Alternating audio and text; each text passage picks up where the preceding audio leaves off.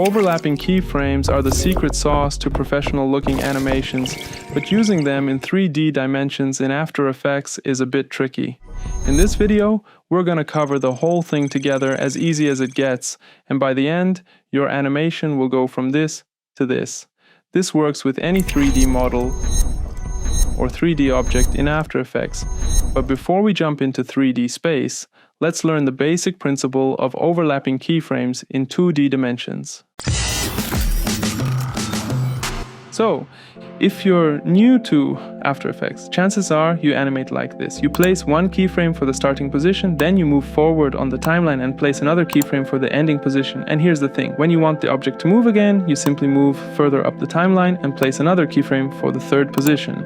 And at the end, your animation ends up looking something like this. Super amateur, and no offense, but the movement just feels cheap and robotic.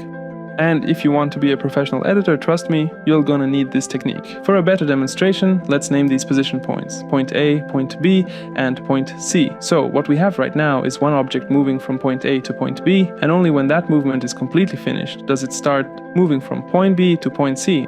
And the problem is that when the object reaches that middle point, point B, there's a tiny pause that completely kills the smoothness of the animation.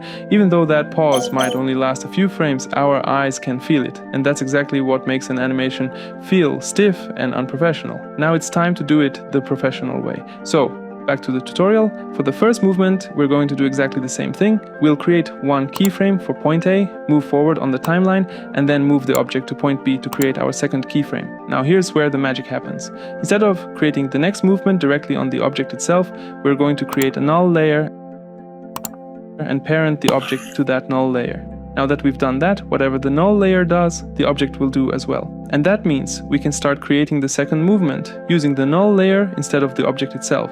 So what we're going to do is go back on the timeline a little bit, not after the first movement ends, but before it ends. Somewhere around the middle of those two original keyframes is a good place to start. There we'll create the first keyframe for the null layer, then we'll move further forward on the timeline and move the null layer to point C. And of course, because our object is parented to that null, the object moves with it. And this is the entire secret.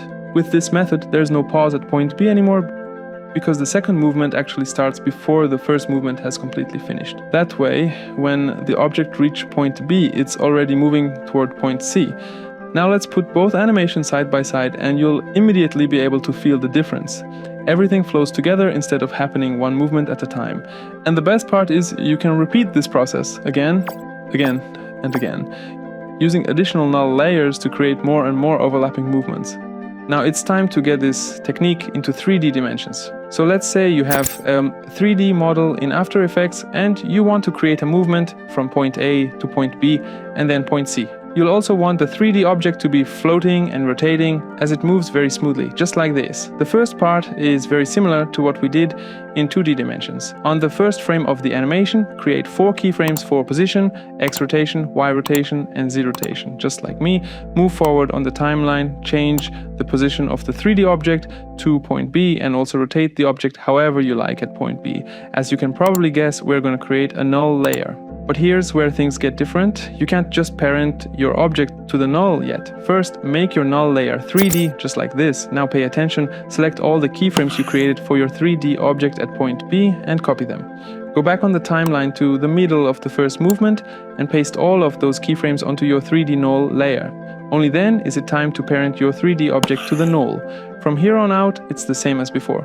Move forward on the timeline, change the position of the 3D object to point C and rotate it in whichever direction you see fit. And that's it. Now, just like before, there's no pause at point B anymore and your animation feels much smoother. Thanks for watching. If you found this tutorial helpful, like the video and subscribe to the channel so I can make more videos like this for you guys.